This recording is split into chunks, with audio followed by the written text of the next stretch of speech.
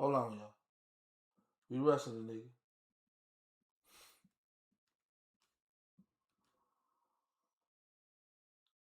Might have to hit me back. All right, y'all. We're gonna continue this conversation with Melyssa Ford and Dondre Whitfield.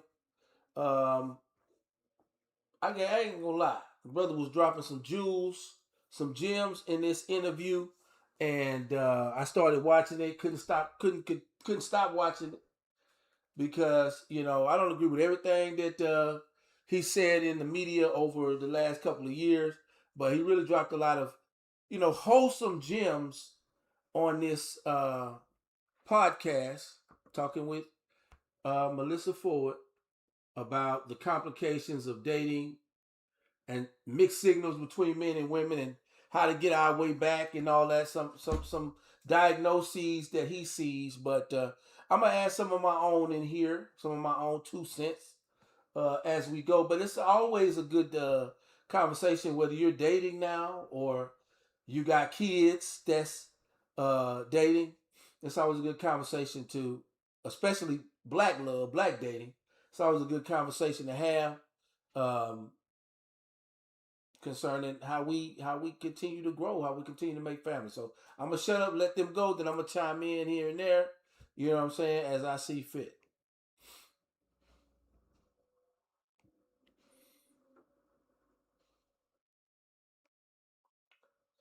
But wait, let me ask you this. Mm-hmm. Did you recognize at the moment that it happened? Of course not. Okay, all right, okay. So you're thinking of your penis. It's a hindsight revelation. You can't do that at 13 years old. Nobody realized, hey, you know what? I'm being destroyed here.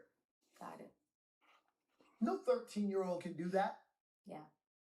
Most 23-year-olds don't do that. Mm-hmm. However, you're being recognized for your body count. Mm-hmm. And you're being celebrated for it. Mm-hmm. So now there's a disconnect. Something in me doesn't feel good. Something doesn't feel right. Oddly, it feels like grief. But I don't know what grief is yet. Something's off. But I'm being celebrated. So it must be a good thing. So I'm just going to go with the good thing. Because I feel gratification. Mm-hmm.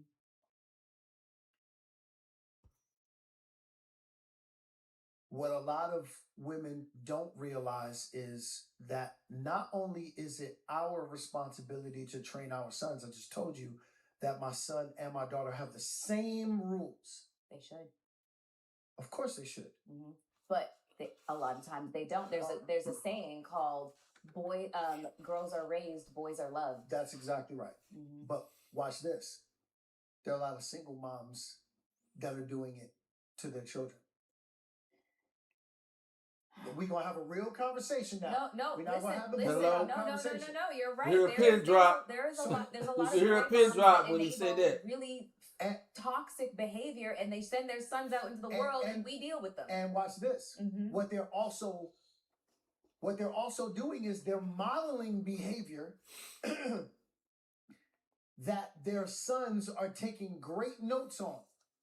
So if your son is watching you, mom, as you run through dudes. So if you got dudes running in and out of your house, they got money, but don't have manhood. What is your son learning? Your son is learning, in order that's how you put the first love of your son's life is you. What your son is now learning is, wait a minute. To gain the attention of the woman that I'm looking at, particularly because the first love of my life was my mother. And if my mother is attracted to money and not manhood, then I don't need manhood. I just need money. So we are all teachers in this. No one is innocent in this. The men have to start. Sisters, you got to give over your son. You got to give over your son. This is what brings me back to what I was talking about earlier when I said you need a man. You need a man that's going to serve as a bonus father to your son. And then you got to get out of the way. There's time. Notice he said, get out of the way. You know, and I said this before too. You know, you got a lot of great mothers out there, but there's just a blind spot that women have when it comes to that transformation of going from boyhood to manhood. And really only other men can take a boy from that transition, that coming of age. And sometimes it's a positive role model that your son models. Other times it's a negative role model. But he's going to latch on to a role model. Like he said, he's going to watch mama. And if, let's say, you know, you a single mother. You don't need no man, but you're a single mother. But you bringing men around. You got boys and you bringing men around. You're letting they're learning from you because they learn by watching you, not by listening to what you say. They learning from you. What do I got to? Eventually, he gonna grow some nuts and some muscles. He gonna want to know how to get his female. So he's learning from you. If you choosing wrong, if you choosing a guys based off flash, if you choosing guys based off superficial things, he gonna learn from you. That in order to pull the baddies, I don't have to learn the things of manhood, that's integrity, that's sacrifice, that's fortitude. All I gotta do is learn how to be a fuckboy. Learn how to make paper. That's what get him. That's so you teaching him, you know what I'm saying, to be the type of guy that you think you say you don't want him to be, but he's watching you date the type of guy that you swear you don't want him to become. Well, if you don't want him to become that, you can't let him see that the response to that. But like I was saying before, they got a little sloppy. I'll go deeper into that. But like I was saying before, boys coming of age in that teenage range are going to have positive role models or negative role models, male role models. Oftentimes, negative role models become the pimp or the dope dealers that's got the money and the paper, or the gangbangers. That's how he, you know what I'm saying, tests his nuts against the world. He's not a boy no more. He don't want you to hug him at school no more. He don't want you to call him that little pet nickname no more. He want to be a grown-ass man. And he want women to see him as a grown-ass man at 17. And so he is modeling positive and negative masculinity. A positive role model would be somebody who is making good money, but they're building it through, you know, real estate or something like that, right? Somebody who is a straight, who knows how to be a man, and who somebody who ain't out on the street hustling. There'll be a positive role model. I had a positive role model. I mean, responsibility as a man. They taught me accountability. They taught me how to be courageous under fire. They told me how to stick to standards. They told me the importance of discipline and how discipline leads to the greater harvest in life. And you don't learn that just, you know, from your mama. And you don't learn that from negative male role models. You learn flashy, quick money, fast money wins. Quick attention wins. You don't learn how to be patient and let things grow and materialize like a wise man will teach you. And so, like I said in the earlier video, you know, when you're picking your mate, involve your family. We all in this together. Involve your brothers and your uncles and your cousins when you're looking for a role model, either for your son or you're looking for another male to bring in the house with your son. Involve the whole tribe. Don't think you don't need no man or don't need nobody to tell you what to do. You have a weapon or a tool in involving the men in your family to help you make that decision and also to help you give positive role models to those young boys that you may have. Let me let him finish. Where me and my wife, where I'm fathering my son, and I know exactly where it comes from. Look, when you have a child pass through your body, When your child feels pain, you feel pain. Mm-hmm. I've watched my wife. I see exactly what it is. I know exactly what this is. But when I'm fathering my son, but you can't coddle him. and my That's the problem. You can't coddle him after a certain age. You can coddle him, boys especially. Let's talk about boys, and let's talk about, raising boys for women. You can coddle him up to a certain age. You can throw your arms around him, and nobody mess with my baby. But it's damaging to him after 13, 14, 15, and 16. If you still treating him as if he is a little boy, because he will never pass through the tests in life that would take him from boyhood to man. It essentially will stunt his growth. And this is the reason why a mother's love is wonderful when it comes to a boy, but it can stunt a young man's growth if he doesn't have tough love that only a father can give. A present father, a serious father. Think Boys in the Hood, if you're old enough to remember Boys in the Hood. Okay? The main character, Trey, his mama said, look, his ass is getting out of control. He cussing out teachers. And the only one that can get him on the straight and narrow is his dad. They was broke up. But she recognized that his daddy is going to be the one to teach him the responsibilities of a man. And they're different. I know we live in a world where it's everything's gender fluid, but the responsibilities of men and women are different. And there's a blind spot that mothers seem to have with their sons. And somebody's got to step in, whether it be an uncle, a pee-wee football coach, maybe a good guy that you've met that steps in as a stepfather, but at some point, somebody got to step in and take a serious responsibility to show that boy how to be a man.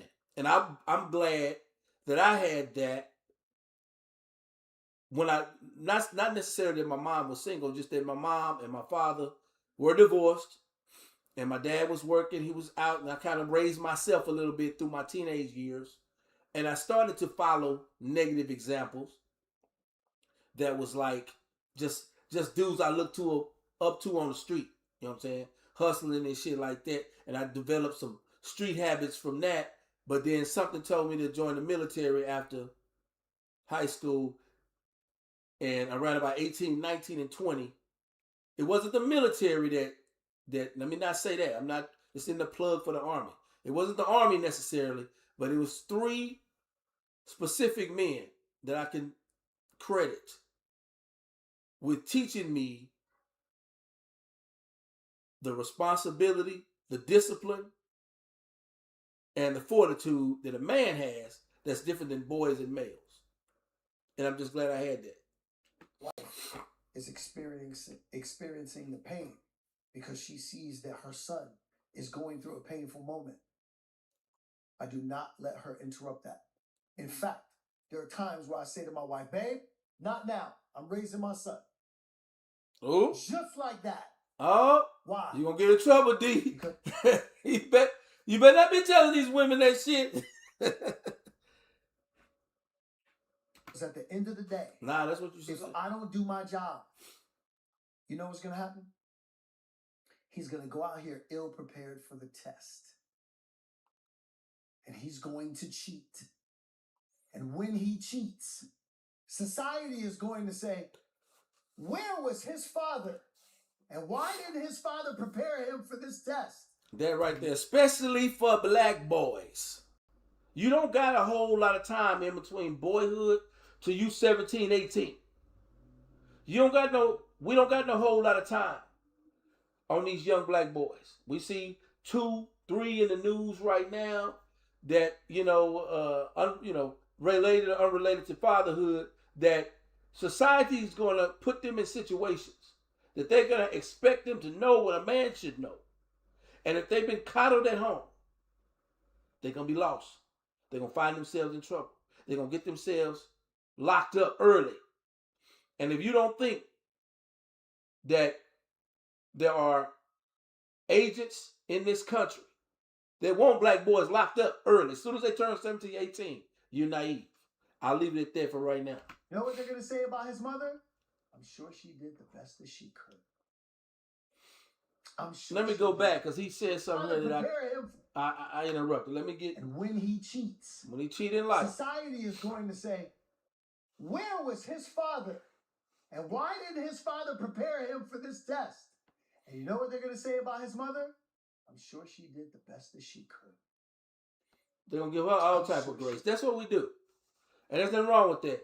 We are a society that gives our women, our children, our elderly, and this say we're going to give him all type of grace. Give her all type of grace. But the men we hold to a higher standard, so they're going to ask, where was his father?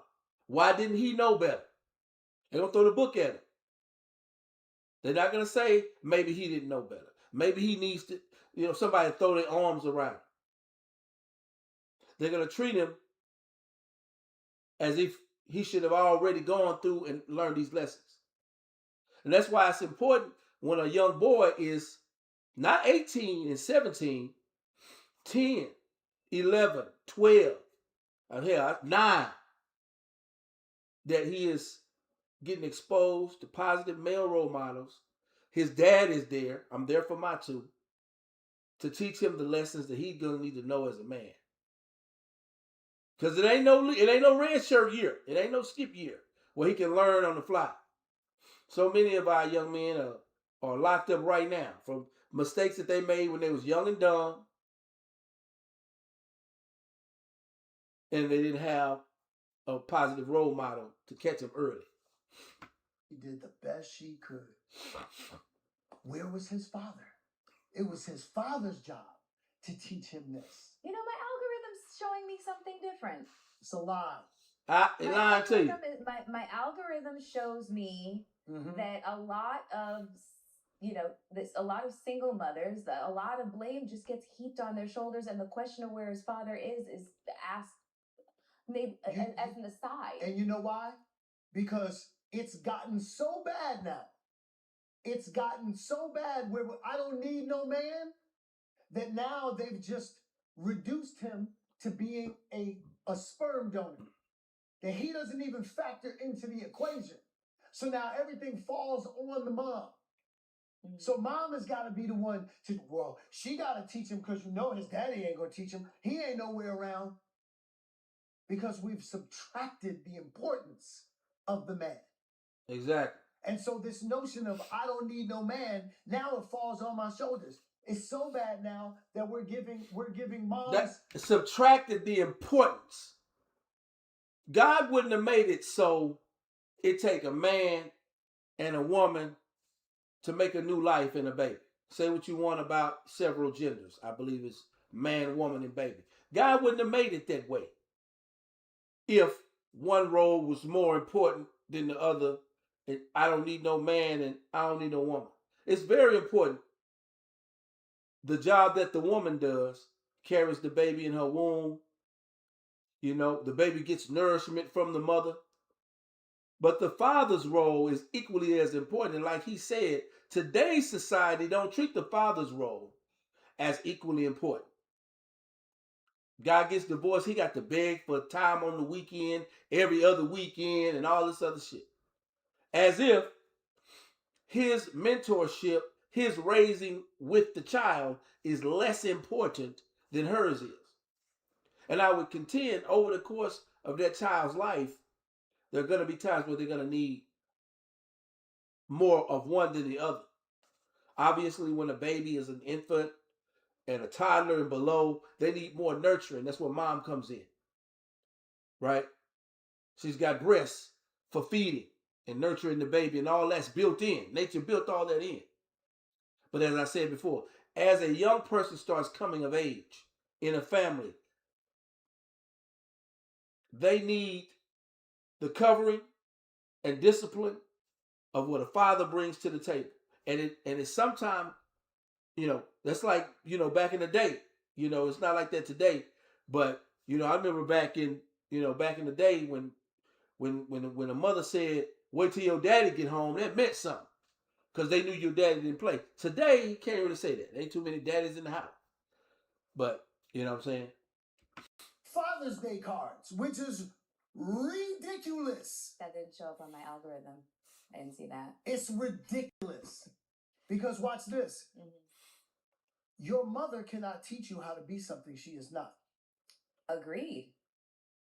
That's why we need men. So I need all of my sisters from this day forward. Don't you ever say, I don't need no man. You need a man.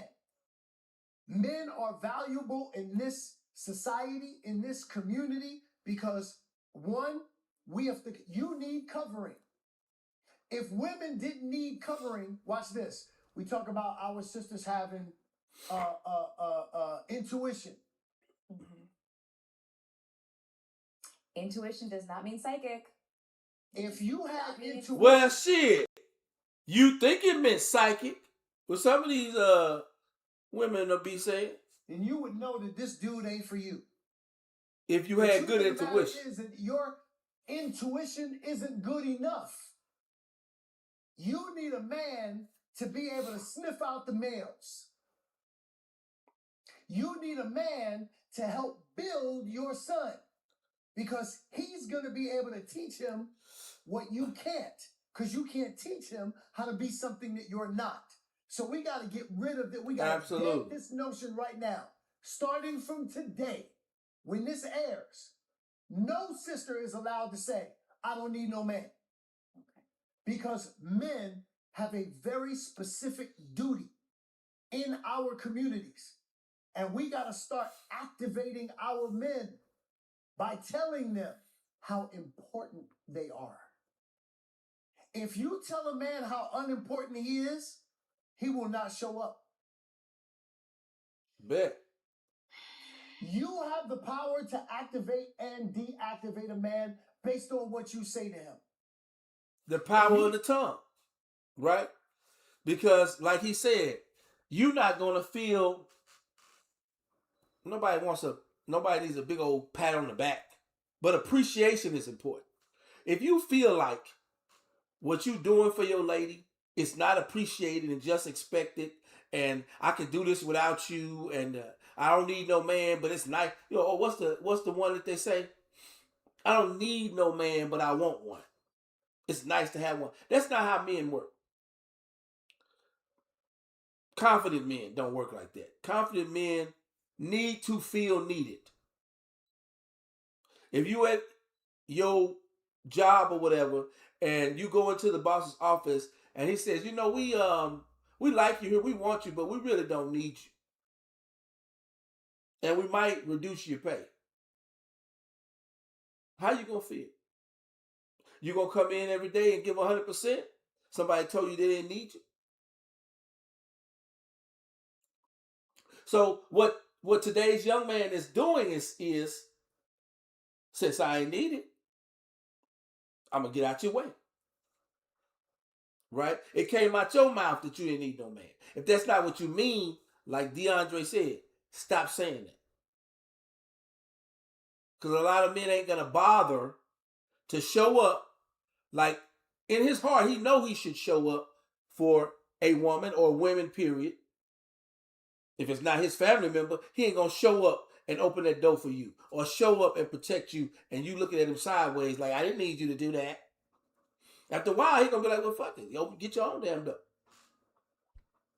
What happened to all the independent shit? Now you mad because men ain't chivalrous no more.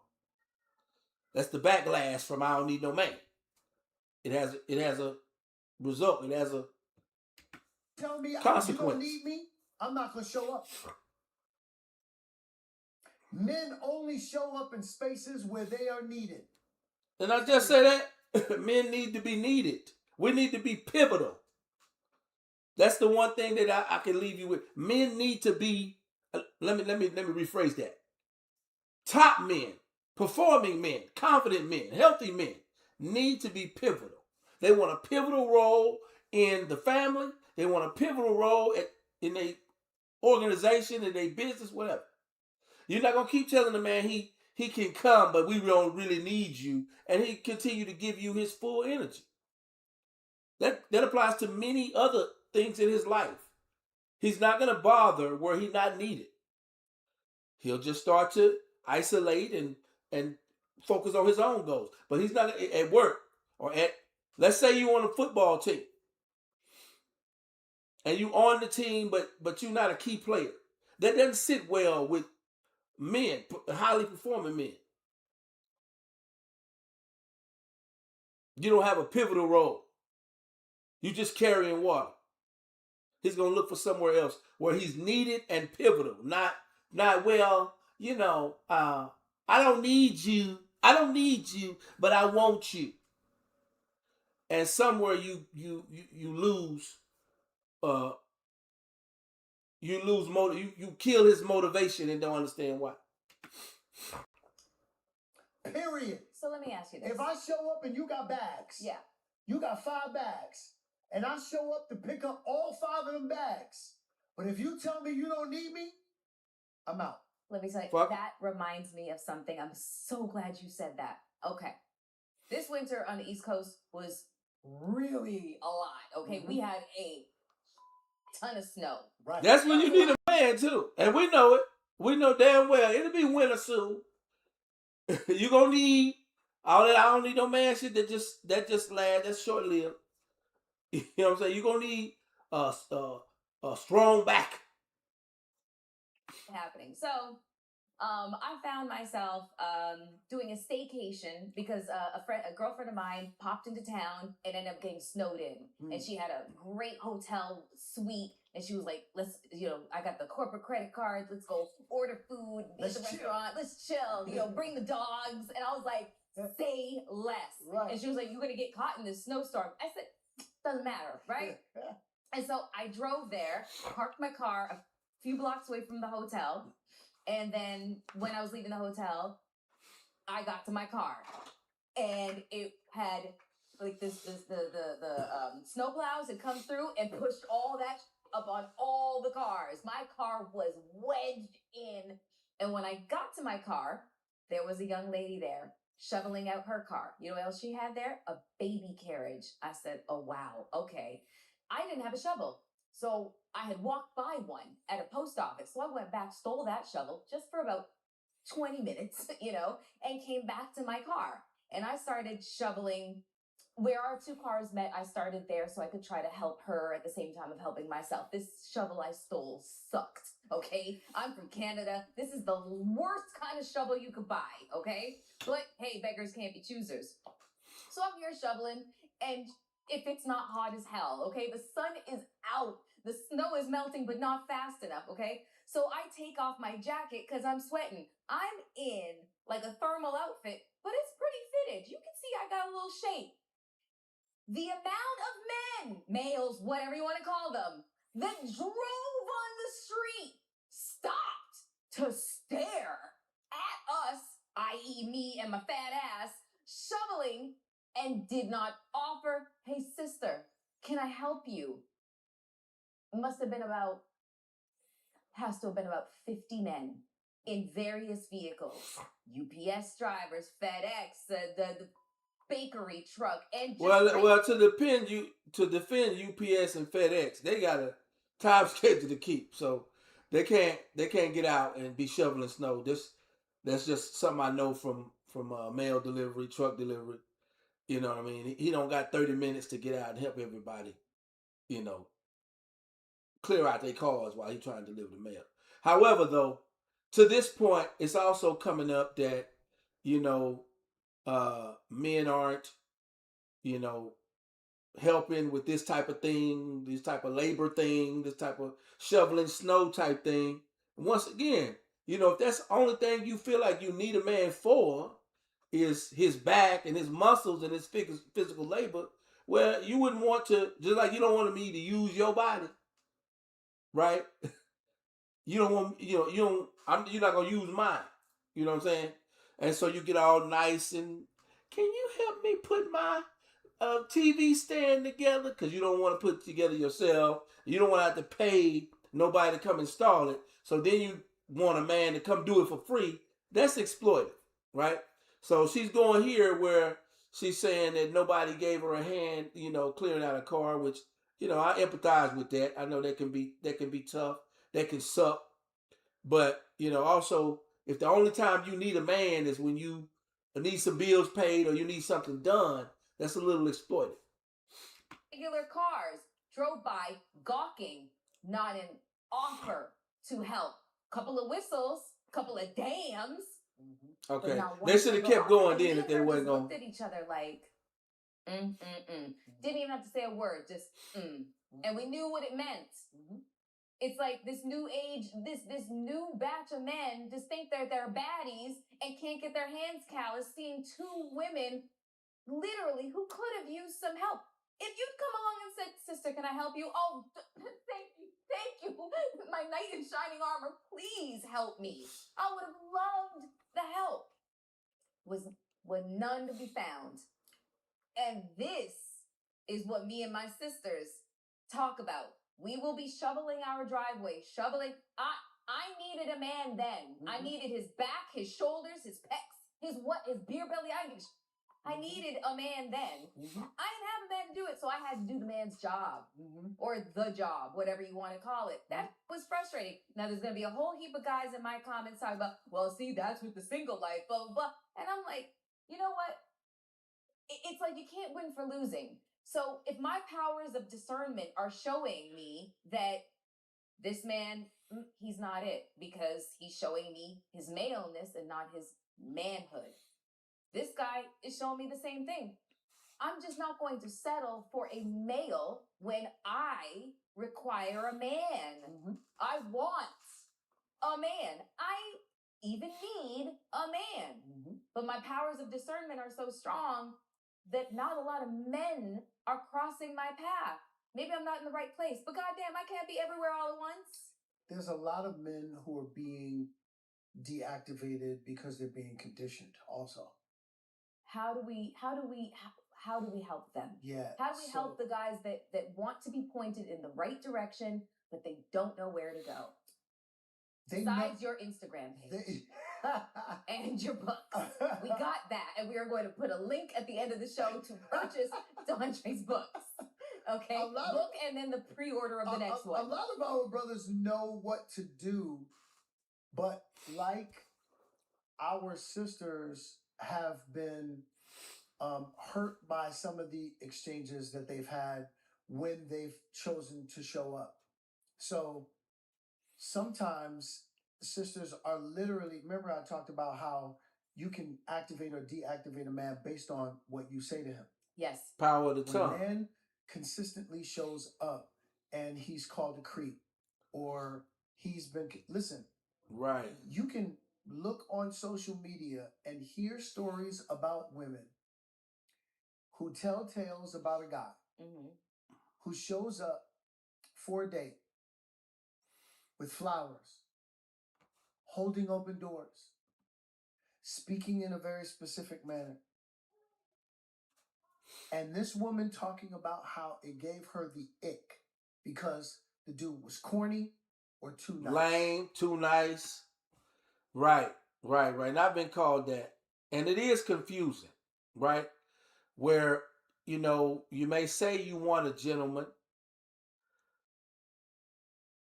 but when a gentleman shows up, you don't know how to respond to that, right?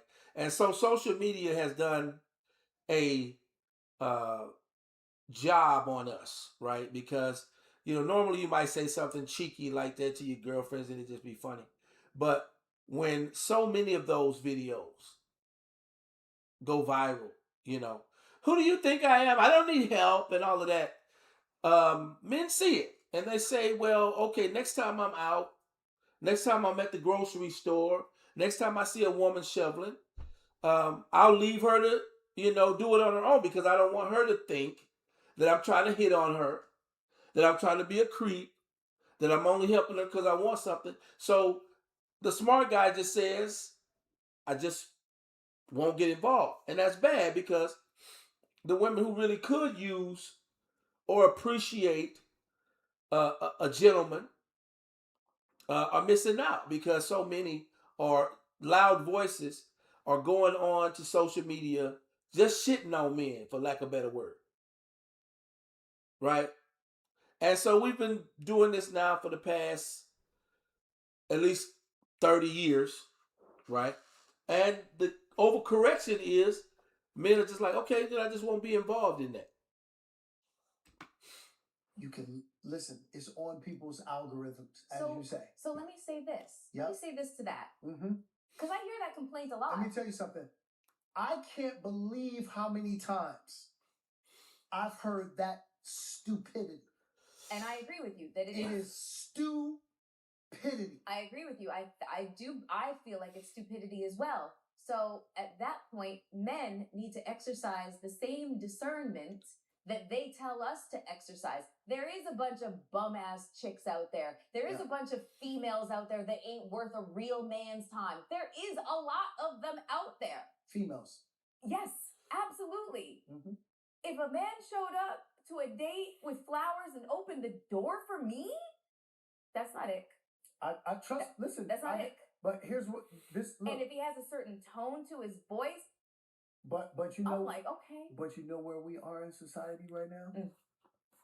A dude. It's confused. You never know. Can change based on perception. What do you mean? In what way? Like winning the lottery? If that guy shows up, and this woman says he did this and he did that, his whole life can change.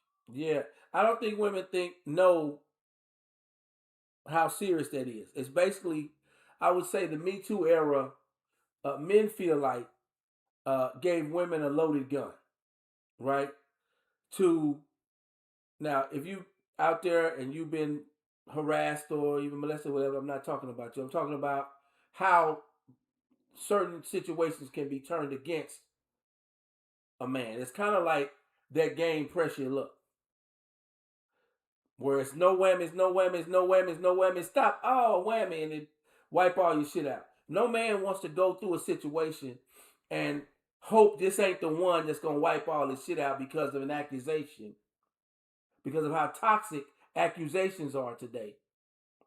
And it might not be a whammy today. Y'all might go out, have a good time, have a good, you know what I'm saying, encounter, and you don't even think that was wrong. But then years later,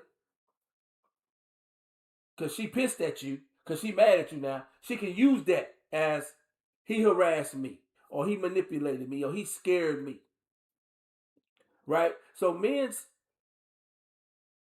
inclination now is basically, you know, if Shawty ain't just smiling all up in my face, showing me interest, all that resting bitch face shit, I'm just not gonna bother. Based on an accusation. Some dudes are so deactivated right now because they are so concerned about those kinds of exchanges. I'll never forget.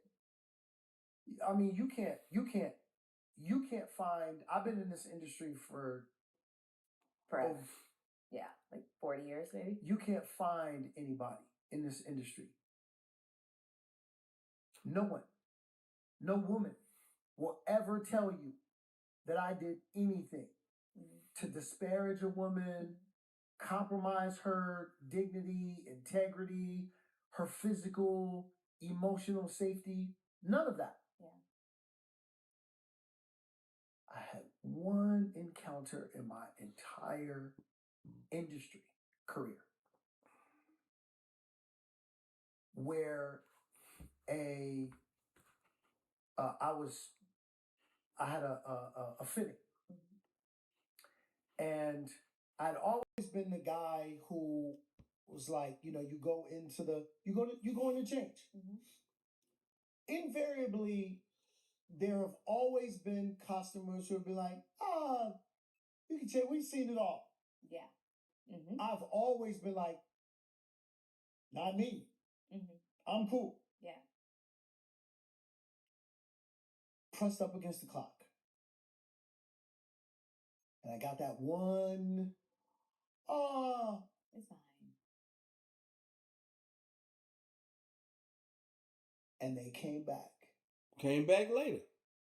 And they said that I had... For whatever reason. And nobody's saying that, you know, these women can be liars. But there's motivation, financial motivation, to either press charges or make a claim and see if you can get a settlement, right? It's like a free roll. It's like a free roll of the dice. Either because if the accuser happens to be found to be lying, there's no repercussion. But if they can get a settlement or win the case, they can get paid. So they get a free roll of the dice at you. You may be doing well economically, right? And the case will kind of, fuck your shit up. So you either want to settle or not go to court. Either way, she gets a free shot at a settlement.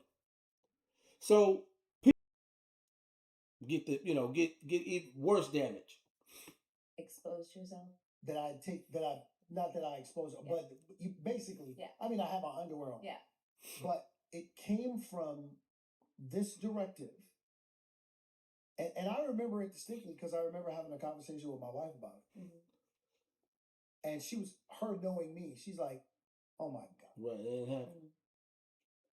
But I can't imagine. And that went under the rate. That didn't go because make national news. That was that's exactly what happened because the person who was the second in the room overheard the conversation and then went back and reported exactly what happened. So he was lucky to have a second person in the room to say, no, that's not what was said. That's not how it went.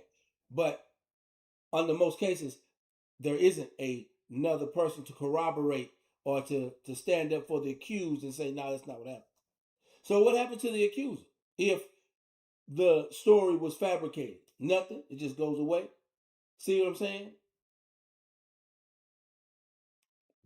I think the accusers, if they're found to be lying, should have to do at least 30 days in jail or something, some penalty to discourage false allegations. Cleared of anything.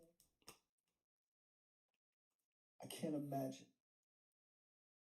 something like that going to the mat. And this is the time that we are living in right now, where things are being thrown up against the wall. Just to see if they stick. And men are recognizing it. Where guys are so concerned about having their life be devastated based on those kinds of exchanges. Where they're like, I don't know who I'm dealing with. I don't know whether I'm going to get cussed out. I don't know whether I'm going to be like, first of all, who? Get out of my face.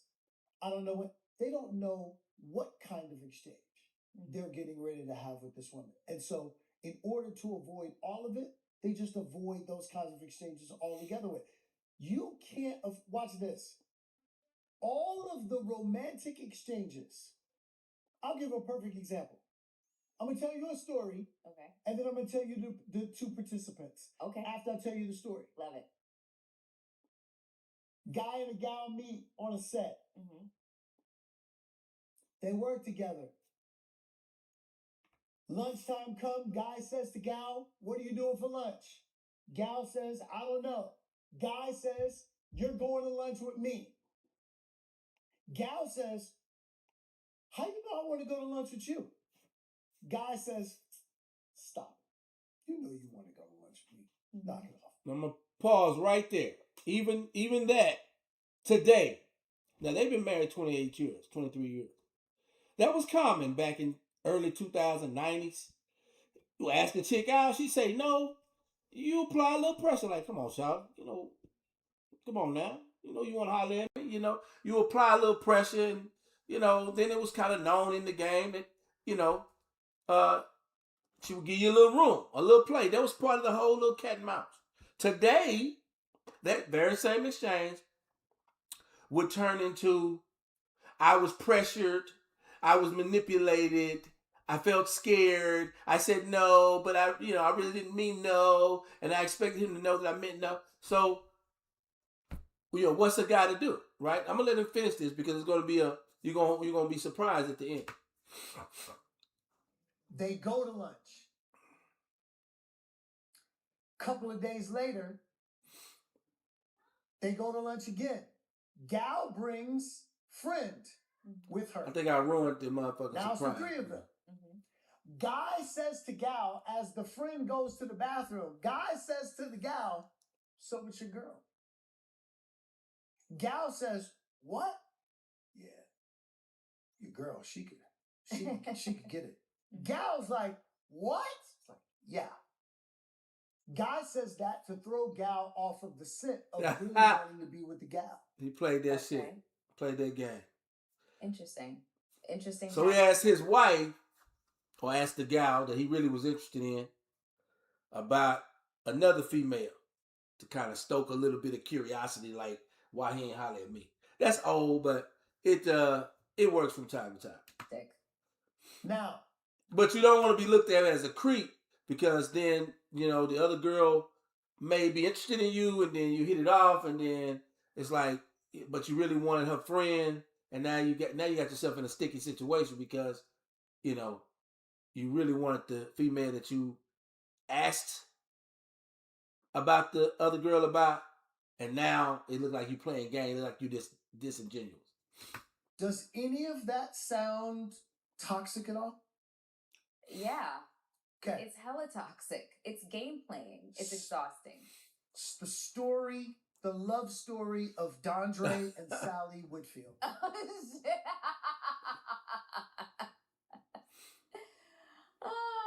Well, you know what I'm saying? It could turn into 28 years later, we married with kids, or it could turn into an accusation. And even if you don't go to court, let's say it just goes to HR in your company. Sexual harassment and all that stuff, it's still almost like a felony today. You have a hard time explaining to any other employer, because it'll follow you, that you may have had a accusation. You might say, no, they didn't go anywhere. We did mediation. We had a conversation that didn't go anywhere. But still, it's a black eye. It's a stigma. So once again, you're making progress in your career. You're making money in your career. You see, like he says, a coworker that's attractive and single. Maybe you want to shoot your shot, but rejection ain't the only thing you got to worry about. Social stigma of being a creep. I want to ask, who was the friend? I'm not going to say the name. Okay, because 28. but y'all, if you don't know what Sally looks like, just Google her, and then she was probably so incredulous. Like, are you crazy? Absolutely. In comparison, do you know? In comparison, yeah, absolutely. But what I'm saying is that everybody was chasing my wife before. This is when we had first met. Mm-hmm. All the dudes were chasing my wife. Yes, they were. Okay. Yes. All the dudes were chasing my wife. Mm-hmm.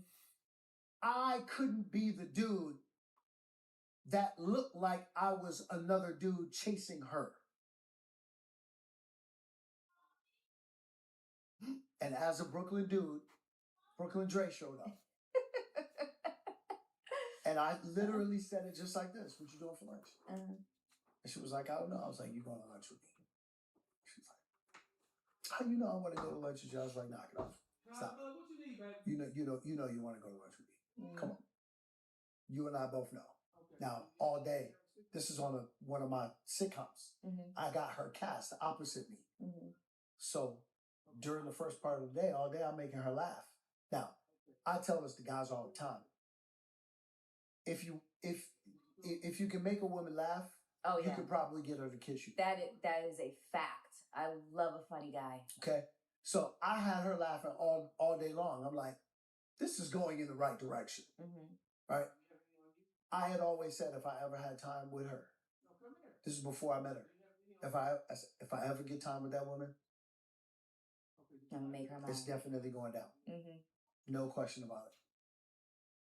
And that's exactly what happened. Now, us meeting each other and her having her friend there and all of that, that was designed to get her again to not feel like I was chasing her down. Mm-hmm. And that part worked. Now, again, I say all of this to say that the vast majority of things that will sound like this, like romantic story and this, oh my gosh, can you believe he did this? And can you believe he did that? When the love story happens and it's told as their love story, if you take it all out of context, it sounds as toxic as hell. Yeah. It sounds crazy as hell. It sounds... The woman says, nah, I ain't interested. Dude is like, nah. Nah, you come. Now, it's going to sound sexy when it's a love story. Yeah. But it ain't going to sound sexy when it's an advance that the woman doesn't want. No. We are now living in an age, in an era, where you cannot take that risk. We are living in an era where consent was the word of the year for 2024. Period. So now you take out all of those things out of the equation. You think a dude is just going to step up and be like, yeah, here's what this is? Hold on 1 second here. Absolutely not. Here's the thing, is I know I have a lot of male friends, and they run the gamut in terms of status and earnings and race and ethnicity and whatever the case is. There's certain guys where it is unquestionable. They have never had a hint of an accusation levied against them because their conduct is consistent. And they also have a real sense of self-preservation. There's other guys out there that play fast and loose with the idea of consent. Knuckleheads are everywhere. Yes, there is a lot. And so if we flip that on its head in terms of what we were talking about, in terms of men getting wrapped up in false accusations, in the grand scheme of that is such a rare occurrence. We hear about it a lot, but it's a rare occurrence in comparison. Yeah, I'm going to jump in just a little bit real quick. I'm not going to take it long. But you hear that a lot. That's so rare, it never happens, that these are false allegations. It's, from the male's point of view, it's a lot more prevalent than it is rare. Like I said, it can be used against you at any time. So, the idea that it's rare, that there's either misunderstanding or something uncomfortable, a false allegation that could be handled like just through us talking, ending up either as a police report or in HR or something like that, is higher than just just this rarity that people will have you believe. Comparison to the actual act of violation. Well, this is the other side. And also the amount of women that are willing to come forward. Watch this. This is the other side of the man or the bear. So there are men now who are like, the female or the bear, I'll take the bear. Yeah, well, yeah. Because here's what's happening. Too many females are having encounters with men and turning the men off. Too many women are having encounters with males and turning the women off. So by the time the women and the men are in close proximity, don't nobody want to play the game no more. The lesser of the two. You understand what I'm saying? They're missing each other. Yeah. Agreed. That's what's happening right now in society. Agreed. Real time. The men are looking over and like, I think this could potentially be a woman. The woman is looking over at the men like, this could potentially be a man. But because they've had so many horrible and traumatic encounters with the males and the females, no one's interacting. Agreed. Everybody's deactivated. Agreed. And this is one of the reasons why the work that I do as a interpersonal coach, I'm not going to say what it is that what I've conjured up, but I'm going to tell you something. I think I've come up with the antidote. Oh, I can't wait. Listen, I'll be the guinea pig. I'll be the guinea pig. I volunteer as tribute. I'll be the guinea pig because, my brother, I am very jaded. Yeah. Okay? I get it. I am jaded. I'm cynical. Lay it on me. I don't give a what y'all say. I'm all those things. However, I am the most cynical optimist you will ever meet. I hear both of those. I am the most hopeful, I hear both of those. Jaded chick you will I'm going to go ahead and wrap this up. It's worth a watch. It may be on. He may have a page where he's sharing this, but it's definitely on Hot and Bothered with Melyssa Ford. Thought that was a deep conversation. I thought they unpacked a whole lot of things that that are important today, and so I wanted to share that. I'm gonna wrap it up now. If you want to see the video, I'll attach it in the comments. Please like, share, and comment. Give me a subscribe, and take it easy.